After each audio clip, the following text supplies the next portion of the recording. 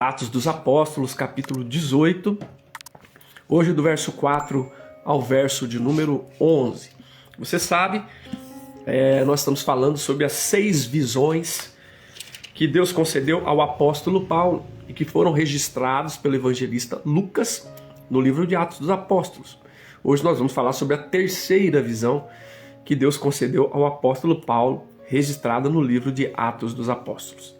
Vamos lá, Atos capítulo 18, do verso 4 ao verso 11. Diz assim a palavra do nosso Deus. E todos os sábados, Paulo falava na sinagoga, persuadindo tanto judeus como gregos. Quando Silas e Timóteo chegaram da Macedônia, Paulo se entregou totalmente à palavra, testemunhando aos judeus que Jesus é o Cristo. Como eles se opuseram e blasfemaram, Paulo sacudiu as roupas e disse-lhes: que o sangue de vocês caia sobre a cabeça de vocês. Eu estou limpo dele, e a partir de agora vou para os gentios. Saindo dali, entrou na casa de um homem chamado Tício, justo, que era temente a Deus. A casa dele ficava ao lado da sinagoga. Crispo, o chefe da sinagoga, creu no Senhor com toda a sua casa. Também muitos dos coríntios, ouvindo, creram e foram batizados. Certa noite, Paulo teve uma visão, em que o Senhor lhe disse: não tenha medo. Pelo contrário, fale e não fique calado, porque eu estou com você e ninguém ousará lhe fazer mal, pois tenho muito povo nesta cidade. Assim, Paulo permaneceu em Corinto 1 ano e 6 meses, ensinando entre eles a palavra de Deus. Aleluia! Este é o texto da palavra para o nosso encontro dessa ocasião. Atos dos Apóstolos, capítulo 18, do verso 4 ao verso 11. O tema da nossa série é as visões de Deus. E o nosso estudo de hoje, o nosso compartilhar de hoje, fala de visão que promove proclamação. A visão que Deus dá e que promove proclamação. Bom, se você está acompanhando ou se você não está, vamos sintonizar, né? No primeiro encontro, a gente viu aquela visão que promoveu a conversão do apóstolo Paulo. Né? O apóstolo Paulo era um perseguidor e Deus concedeu-lhe uma visão e ele se tornou um proclamador do evangelho. A visão de Paulo foi nada mais nada menos do que Jesus ressuscitado dos mortos aparece para ele. O Jesus ressuscitado dos mortos aparece para Paulo na estrada de Damasco e Paulo é lançado por terra. E ali o perseguidor vive a experiência da conversão e se transforma no proclamador do evangelho. A segunda visão está no capítulo 16 e fala de quando o Senhor usa a instrumentalidade da visão para conceder a Paulo e a sua equipe missionária uma direção. Né? Eles tinham uma equipe missionária, estavam de posse da mensagem do evangelho, estavam empenhados, mas estavam sem direção.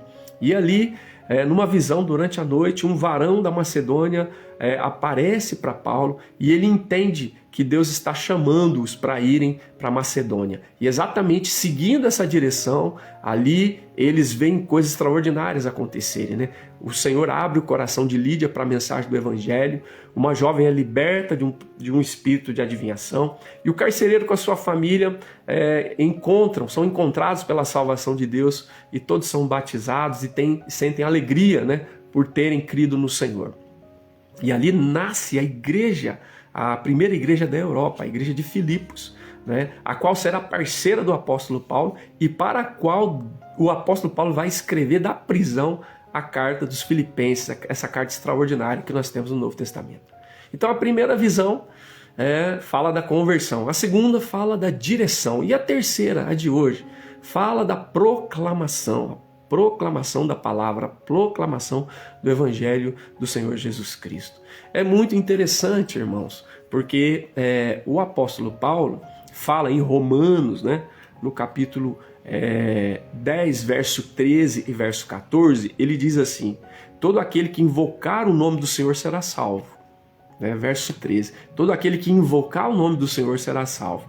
No verso 14 ele coloca algumas questões, ele levanta algumas questões associadas com isso que ele afirmou. Ele afirmou: todo aquele que invocar o nome do Senhor será salvo.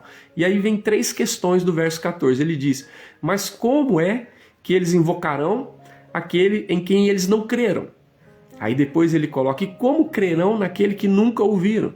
E aí ele coloca a terceira questão: e como ouvirão se não há quem pregue, quem proclame a palavra? Então Paulo, que dá esse testemunho em Romanos, capítulo 10, 13 e 14, ele mesmo encarnou isso, né? Ele entendeu que era necessário proclamar o evangelho, proclamar a palavra de Deus, a palavra de salvação. E a primeira experiência dele, no nosso primeiro episódio, ele era um perseguidor e Deus o transformou em um proclamador do evangelho. Então nós vemos no episódio 2, né, ele proclama a palavra do Senhor lá em Filipos. Daí, seguindo, ele proclama no capítulo 17 a palavra do Senhor em Tessalônica. Ele proclama a palavra do Senhor em Bereia. E depois ele proclama a palavra do Senhor em Atenas. E agora, no capítulo 18 que nós estamos, ele vai proclamar a palavra do Senhor em Corinto. E aqui, nos textos, nos versículos que nós lemos, a gente percebe essa ênfase, né, na proclamação, na pregação, no anúncio, né, do evangelho, da palavra de Deus. Você percebe, por exemplo, o verso 4 que nós lemos, diz assim, que todos os sábados Paulo falava na sinagoga, persuadindo tanto judeus como gregos. Ele proclamava o evangelho, a mensagem de salvação por meio de Jesus. Você vai ver no verso 5, vai nos dar conta de que quando Silas e Timóteo chegaram da Macedônia, Paulo estava na região da Acaia, onde está Corinto, e eles vieram da Macedônia, e quando eles chegam, Paulo se entrega totalmente à palavra. Por que totalmente? Porque antes, quando ele não contava com o auxílio presencial ali de Silas e Timóteo, ele dividia o seu tempo fazendo tendas junto com Áquila e Priscila e também aos sábados proclamando lá a palavra, né, para os judeus na sinagoga. Mas quando Silas e Timóteo chegam, aí ele parece que o texto nos fala que ele se entrega totalmente, né? Ele conta com o apoio de Silas e Timóteo e agora ele se dedica exclusivamente à palavra. E ali o texto diz que ele se entrega totalmente, testemunhando aos judeus que Jesus é o Cristo. Então é a segunda vez que isso acontece.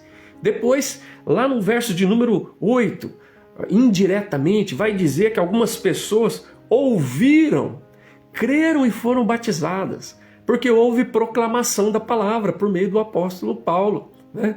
Ele proclamou na sinagoga a palavra, ele proclamou, se entregou totalmente, né, para testemunhar aos judeus que Jesus era o Cristo. Muitas pessoas ouviram, creram e foram batizadas por causa da proclamação da palavra. E aí no versículo de número 9, 10 melhor dizendo, na visão que ele tem, o Senhor fala com ele: fale e não se cale, né? Diz para ele: não tenha medo, pelo contrário, fale e não fique calado. Proclame a palavra, Paulo, proclame a palavra. E para terminar, o verso de número 11 diz que Paulo permaneceu em Corinto 1 ano e 6 meses. E o que ele fazia enquanto ele estava ali? Ele ensinava entre eles a palavra.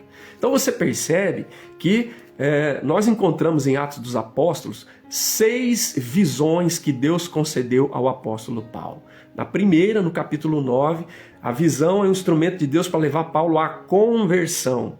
Na segunda, no capítulo 16, a partir do verso 6, essa visão é um instrumento de Deus para levar Paulo a ter a direção certa para ele e a equipe missionária. E no terceiro episódio, que é o de hoje, o Senhor usa a instrumentalidade da visão para conceder a Paulo que ele seja encorajado e continue firme na proclamação do Evangelho e da palavra do reino de Deus. Observa, o verso 9 diz: certa noite, ele já estava em Corinto, ele já ia na sinagoga, ele testemunhava aos judeus, como nós lemos, em um certo momento ele passou a a direcionar os seus esforços para os gentios. E aqui, certa noite, diz a palavra de Deus que ele teve uma visão. Observa, pela terceira vez, Lucas faz questão de registrar que Deus concede a Paulo uma visão. Uma visão em que o Senhor, agora é o Senhor que aparece a ele nessa visão, e lhe diz: não tenha medo, pelo contrário, fale e não fique calado, porque eu estou com você e ninguém ousará lhe fazer mal, pois eu tenho muito povo nesta cidade. E assim o Paulo ficou 1 ano e 6 meses em Corinto, ensinando para eles a palavra de Deus. Olha, mais uma vez, Deus usando a instrumentalidade da visão em relação ao apóstolo Paulo. Mas agora não é conversão. Agora não é no sentido de dar uma direção, agora é no sentido de encorajar Paulo, para que ele mantenha-se firme na proclamação, que ele não se cale, que ele fale, que ele continue nesse propósito extraordinário de levar a mensagem do Evangelho aonde Deus o colocou, nesse caso ali em Corinto. E aqui a questão que eu queria colocar para você é por quê? Por que que a visão se torna, um instrumento de Deus? Por que que a visão é usada para promover a proclamação? Por que que a proclamação é tão importante? Por quê? Porque a proclamação tem a ver com o comando do Senhor. Porque a proclamação tem a ver com a presença do Senhor. Porque a proclamação tem a ver com o povo do Senhor. Porque a proclamação tem a ver com a palavra do Senhor. É por causa disso. Vamos olhar cada uma desses argumentos que eu estou apresentando para você. Em primeiro lugar, o Senhor, certa noite, aparece a Paulo em visão, e a primeira coisa que o Senhor diz para ele é: não tenha medo. Não tenha medo. E diz, pelo contrário, fale e não fique calado.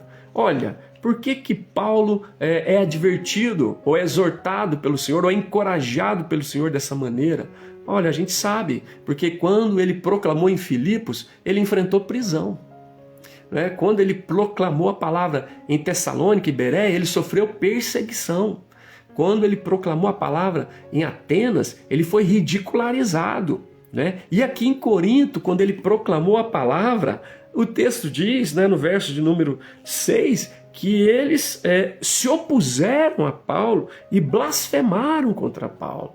Então, as circunstâncias que ele vivenciou enquanto proclamava a palavra não foram favoráveis, Pelo contrário, na sua experiência, ele podia contar prisão, perseguição, zombaria, oposição, blasfêmia. Foi muito difícil. Mas Deus, na sua graça, por essa visão, por meio do Senhor, fala com ele: não tenha medo. Não tenha medo, encoraja o apóstolo Paulo naquele momento em que ele tinha enfrentado tantas coisas. E não só pelas coisas que ele já tinha enfrentado, mas pelas que ele ainda haveria de enfrentar. Se você ler a sequência, o verso 12, que nós não lemos, a palavra diz que quando Galho era o procônsul da Acaia, a autoridade ali da Acaia, os judeus, em comum acordo, se levantaram contra Paulo, levaram Paulo no tribunal. Percebe? E acusaram Paulo dizendo: esse homem quer persuadir as pessoas a adorar a Deus de um modo contrário à lei. Então, não só pelo que ele já tinha passado, mas pelo que ele ainda haveria de passar, ele precisava ser encorajado. E Deus o encoraja, por meio dessa visão, para que ele se mantenha firme na proclamação. E olha que coisa surpreendente, a proclamação tem a ver com o comando do Senhor. A gente proclama a palavra não é porque está na moda, não é porque é legal, não é porque as pessoas gostam, não é porque é conveniente, não, é porque é um comando do Senhor. O Evangelho diz: ide por todo mundo e pregai o Evangelho a toda criatura. Não é uma sugestão, não é uma opção, não é um conselho, é um imperativo, é um comando do Senhor para nós. Então, essa visão vem encorajar Paulo para que ele continue fazendo o que ele estava fazendo, que é se empenhar na proclamação. E essa palavra é tão importante porque a proclamação tem a ver com o comando do Senhor. Independente das situações, independente das circunstâncias, independente das pessoas, nós assumimos como um comando do Senhor. É um imperativo do Senhor para nós. Lá no Evangelho diz: ide por todo mundo e pregai o Evangelho a toda criatura. E Mateus 28, no texto chamado A Grande Comissão, está dito lá, Jesus falando com seus discípulos, depois de ressuscitado dos mortos, ele diz: toda autoridade me foi dada, portanto, vão e façam discípulos de todas as nações. Então, essa palavra é muito importante para Paulo nesse cenário, em que ele já tinha enfrentado prisão, ele já tinha enfrentado perseguição, ele já tinha enfrentado zombaria, indiferença, ele já tinha enfrentado oposição, blasfêmia, e ele haveria de enfrentar acusação, como eu acabei de ler para vocês, e tantas outras coisas mais ele haveria de enfrentar. E Deus vem a ele nessa visão, o Senhor aparece para ele e diz: não tenha medo, não tenha medo. E diz para ele: mas, pelo contrário, fale e não fique calado, não deixe de proclamar, né? Ide e fazei discípulo de todas as nações. E ele poderia talvez até lembrar do que está no Evangelho: toda autoridade me foi dada no céu e sobre a terra, portanto, vão e façam discípulos de todas as nações, ou seja, proclamem a minha palavra, proclamem o evangelho da salvação. E Paulo entendeu tão bem essa mensagem que depois, lá em 2 Timóteo, no capítulo 4, ele, no final do seu ministério, né, já preso e haveria de ser sentenciado à morte, ele fala com Timóteo: prega a palavra, insta, quer seja oportuno, quer não. Ele entendeu tão bem essa palavra que veio, essa mensagem de Deus que veio a ele, como um comando do Senhor em relação à proclamação, que ele depois passa essa mensagem para Timóteo, dizendo: Timóteo, prega a palavra, insta, quer seja oportuno, quer não, não negocie, pregue a mensagem do Senhor. Então, queridos, olha que coisa surpreendente. Deus usa a instrumentalidade de uma visão, não só para promover conversão e não só para promover direção, mas para também promover proclamação. E Paulo é o exemplo para nós disso. Eu espero que Deus use não necessariamente hoje uma visão, mas essa transmissão para que você seja encorajado, para que você continue a se empenhar na proclamação do Evangelho, né? Na proclamação das boas novas do reino de Deus, né? Na proclamação da palavra de Deus, né? Falada, cantada, digitalizada, né? Compartilhada, que você também assuma, né? Que a proclamação tem a ver com o comando do Senhor na nossa vida. Não é uma sugestão, não é uma opção, não é um conselho, é um imperativo, é um comando do Senhor para aqueles que são seus, para aqueles que são seus discípulos, como eu e como você. Então, Paulo recebeu essa palavra poderosa do Senhor, né, para que ele continuasse na proclamação, porque a proclamação tem a ver com o comando do Senhor. Deus não pede, Deus manda, né? Ele manda: ide fazer discípulo de todas as nações. Toda autoridade me foi dada. Vão e façam discípulos. Proclamem a mensagem das boas novas do reino de Deus, o evangelho da graça do Senhor. E a gente faz isso porque é o Senhor que está dando o comando e toda a autoridade foi dada para Ele e Ele está nos dando essa direção, esse comando para que nós sigamos. E outra coisa muito importante que a gente vê nesse texto: primeiro, que a proclamação tem a ver com o comando do Senhor. Segundo, que a proclamação tem a ver com a presença do Senhor. Não só com o comando do Senhor, mas com a presença do Senhor. O texto diz assim: não tenha medo, pelo contrário, fale e não fique calado. E na sequência diz: porque eu estou com você, ninguém ousará lhe fazer mal. Porque eu estou com você.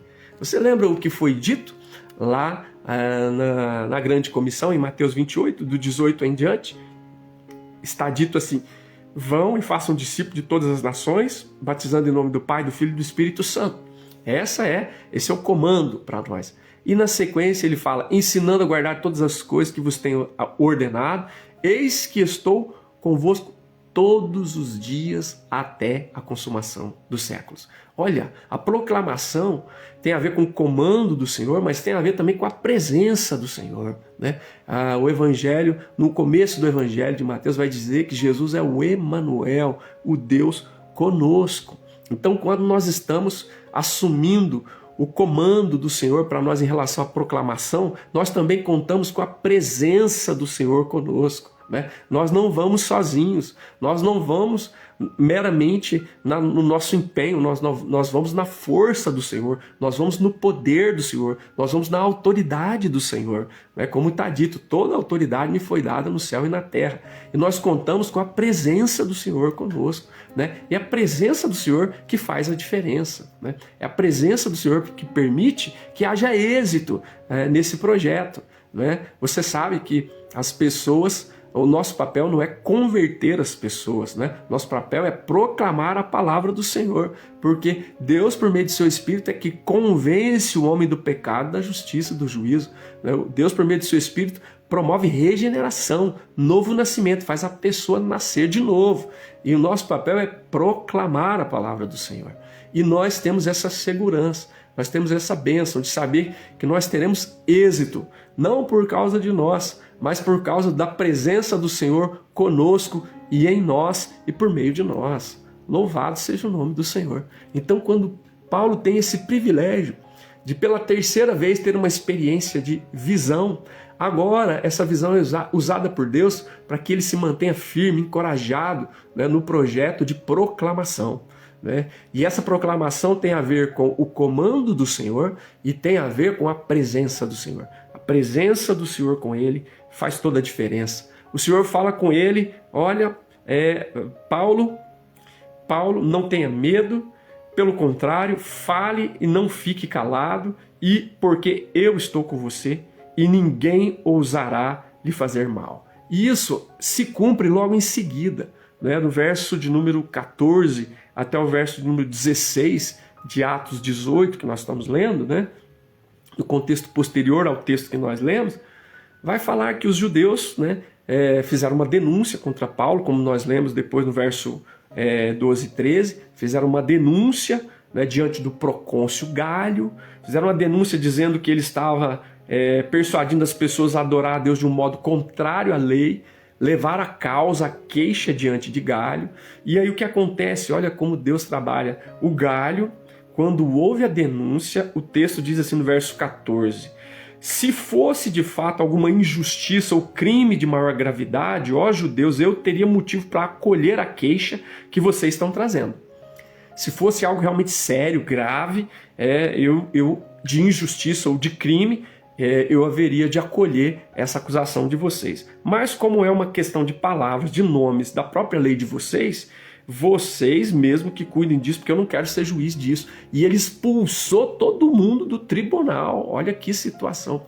E virou um alvoroço tal que o pessoal agarrou o Sóstenes, que era o chefe da sinagoga, começaram a espancar ele lá diante do tribunal, e o Galho não deu nenhuma atenção. Ou seja, o Senhor preservou Paulo, preservou Silas, preservou Timóteo naquele cenário, como ele havia dito na visão. Ele disse: não tenha medo, você fale e não fique calado, porque eu estou com você e ninguém vai lhe fazer mal. Olha que coisa surpreendente. Então, irmãos, que Deus possa despertar em nós, né, esse encorajamento, porque tem a ver com o comando do Senhor, mas também tem a ver com a presença do Senhor. Quando nós estamos empenhados em proclamar a palavra de Deus, em semear a boa semente, nós contamos com a presença do Senhor. Nós não vamos na nossa força, né, no nosso poder, na nossa autoridade. Não, nós vamos na força, no poder, na autoridade, na unção que vem do Senhor sobre a nossa vida. E aqui, olha, eu estou proclamando a palavra do Senhor. Eu proclamo a palavra do Senhor aqui por meio dessa transmissão. Eu comecei a fazer live no ano de 2017, né? Muito antes de haver greve de caminhoneiros e antes de haver pandemia. Em 2017, Deus começou a tocar meu coração e eu comecei a fazer live em 2017. E quando nós tivemos pandemia em 2020, o último culto presencial foi dia 15 de março de 2020. Eu estava pregando presencialmente na IPI de Nova Resende. O reverendo Nilson pregando aqui em Muzambique. Na segunda-feira houve uma convocação municipal, né, para igrejas, para escolas, né, na Câmara Municipal, para que nós tivéssemos o fechamento, né, a suspensão das atividades coletivas. né? E na terça-feira nós tínhamos o grupo de visitação, nós suspendemos o grupo de visitação já na terça-feira. Na quarta-feira daquela semana suspenderam as aulas, né? Os ajuntamentos por causa da Covid. E na quarta-feira, ato contínuo, logo na quarta-feira nós já tivemos a primeira live da IPI de Muzambinho, né? Todo mundo sem saber o que fazer, nós já tivemos a primeira live da IPI de Muzambinho, porque eu já fazia live desde 2017. Então o que acontece? Deus me deu essa direção e eu usei isso para proclamação da palavra de Deus e tenho usado até hoje, né? Então, mas eu conto, não é com a minha força, não é com o meu poder, com a minha capacidade apenas, porque é uma capacidade que Deus deu, mas é com a unção do Senhor, com a graça do Senhor, com a presença do Senhor, que faz com que aquilo que nós transmitimos, proclamamos, que é o evangelho do reino de Deus, a mensagem da salvação, ela encontre lugar certo no coração das pessoas, transforme, converta, né? Opere maravilhas, segundo a vontade do Senhor e para a glória do seu nome. Então olha que coisa, quando nós estamos empenhados na proclamação, nós estamos, né, envolvidos com o comando do Senhor, nós estamos envolvidos com a presença do Senhor, nós não estamos sozinhos. Paulo não estava sozinho, ele fez o que fez porque ele contou com a presença do Senhor, com a sua graça, com o seu poder, com a sua autoridade. E nós também, nós temos confiança, né, que quando nós estamos proclamando a palavra, né, aqui isso que estamos fazendo é muito mais do que meramente vocalização, verbalização de palavras, articulação, é muito mais do que eloquência, é muito mais do que oratória, é a presença de Deus, né? É a presença de Deus pelo seu Espírito fazendo com que essa mensagem promova aquilo que Deus quer, que é a transformação de vidas, de corações, né? Que é a conversão de pessoas ao Senhor e à sua vontade e ao seu propósito e à sua palavra. Então, isso é maravilhoso. Foi nessa visão que Paulo, né, foi encorajado para continuar o seu trabalho de proclamação. E isso foi tão importante porque a proclamação tem a ver com o comando do Senhor, tem a ver com a presença do Senhor. E mais que isso, tem a ver com o povo do Senhor. Com o povo do Senhor. O texto diz: não tenha medo, pelo contrário, fale e não fique calado, porque eu estou com você, ninguém ousará lhe fazer mal, pois eu tenho muito povo nessa cidade. Né? Eu tenho muito povo aí nessa cidade. Então eu proclamo também, porque a proclamação tem a ver com o povo do Senhor, tem a ver com os escolhidos do Senhor, tem a ver com aqueles que Deus quer trazer para a sua família, com aqueles que Deus vai salvar, com aqueles que Deus vai transformar, tem a ver com o povo do Senhor. E ele diz para Paulo: eu tenho muito povo aí nesse lugar, além daqueles que você já alcançou. Então quando Paulo começou a pregar na sinagoga todo sábado, depois se entregou inteiramente à palavra, totalmente à palavra, ele foi rejeitado. O verso 6 do capítulo 18 de 1 Coríntios diz que eles se opuseram, blasfemaram contra Paulo. Então Paulo sacudiu as roupas, né? Um gesto de dizer: olha, eu estou livre do sangue de vocês. Vocês não quiseram aceitar a mensagem, não quiseram aceitar a palavra. Então agora eu vou para os gentios.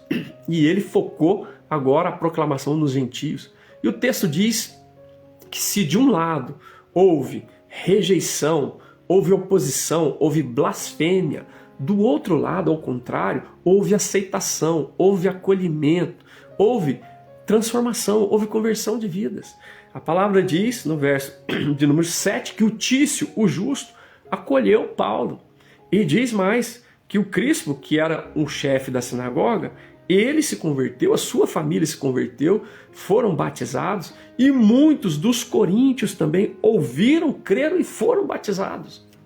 Percebe que coisa surpreendente? Então, quando nós estamos na proclamação da palavra, vai haver de um lado rejeição, mas vai haver também de outro lado aceitação, né? Porque nós estamos seguindo o comando do Senhor, nós estamos contando com a presença do Senhor, e nós estamos indo em direção ao povo do Senhor. Onde estão os escolhidos do Senhor? Onde estão aqueles que Deus vai salvar, aqueles que Deus vai trazer para o seio, né, do seu povo, para o seio do ajuntamento do seu povo?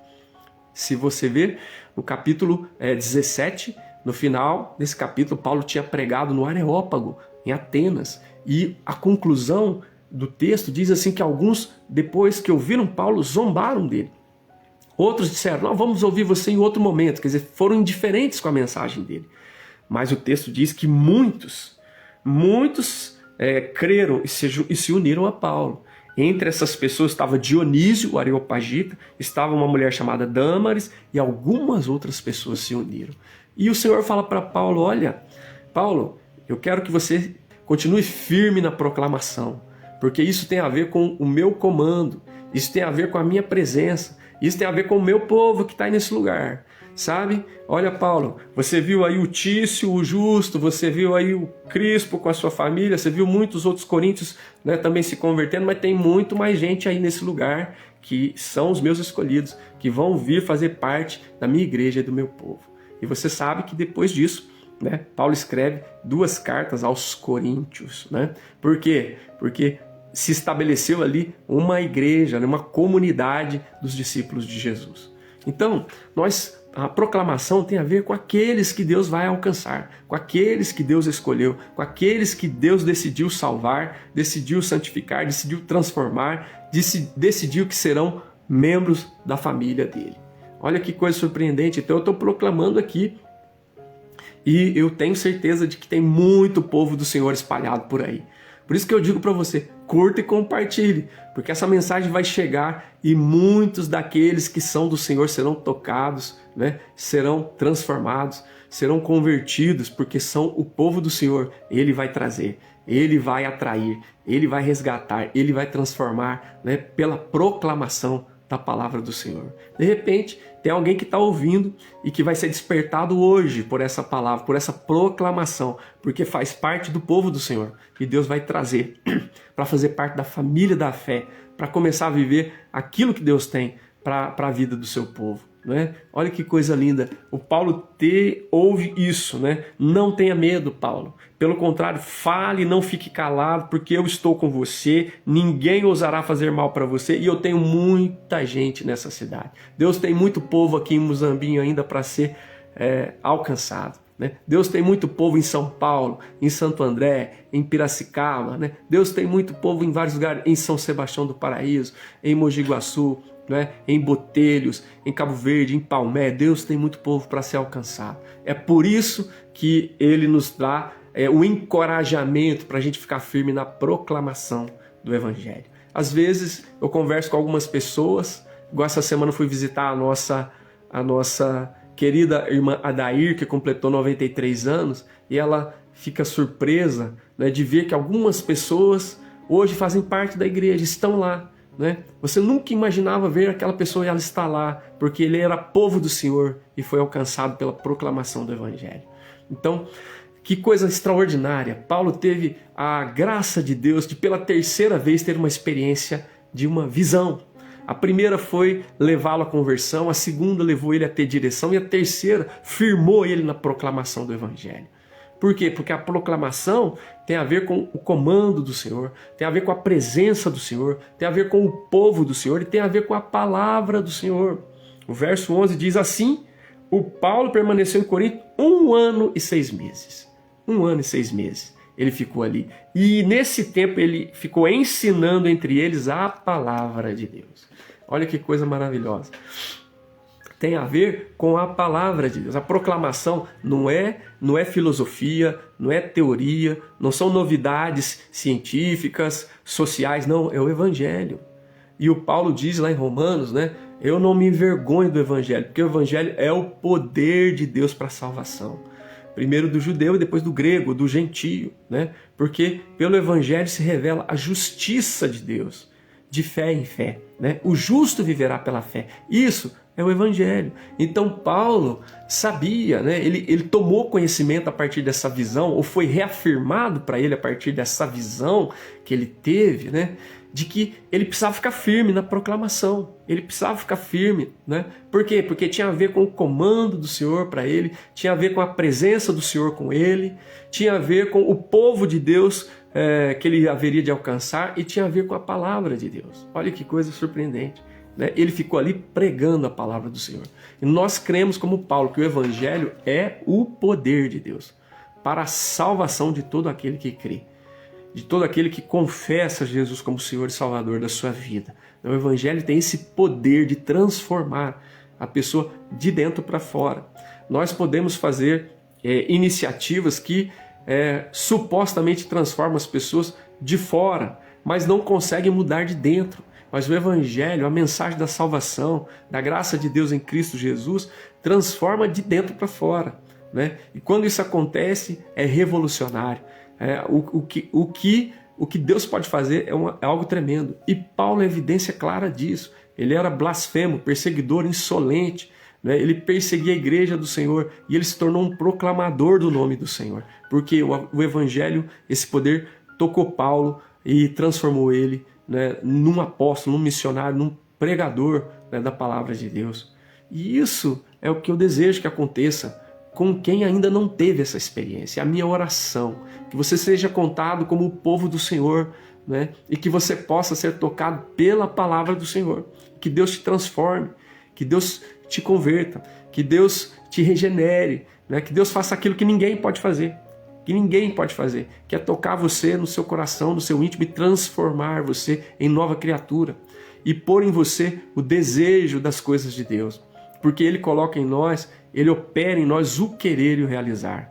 Imagina, alguém que não foi tocado pelo Senhor não tem vontade de ler a palavra, não tem vontade de orar, não tem vontade de cultuar, não tem desejo de se consagrar. Ele não tem isso, mas quando Deus toca na vida dele, ele tem fome, ele tem sede das coisas de Deus, ele quer se entregar, ele quer buscar em primeiro lugar o reino de Deus, a sua justiça, porque ele sabe que as demais coisas serão acrescentadas.